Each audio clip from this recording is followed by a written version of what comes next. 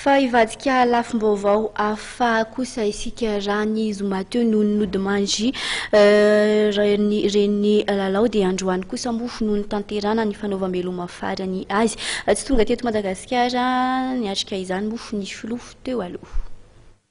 Tsy anisany nanatrika ny fanaovam-beloma farany any tompoko vavy Eliminina Razay Arivelo na bebe Razay reny Ramatoa Lalao Ravalomanana ny filoha teo aloha Marika Ravalomanana na dia maro tamin'ny Pombazy ary no nanantena ary sy niady mafy ny tokony hahafahanao tonga eto Madagasikara dia tsy tanteraka tamin'ny ora farany izany.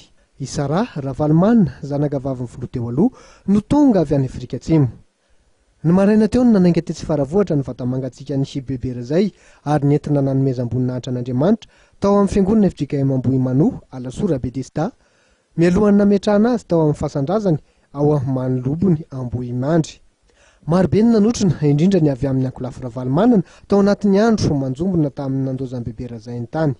Ho an'ny Dr Jean-Louis Robinson izay kandida ho filoham-pirenena tolotry ny antoko havana ary toanan'ny Ankolafy Ravalomanana ho fanehoana ny fiara-miory amin'ny fianakaviana Ravalomanana dia ahanto androany ny fampelezan-keviny.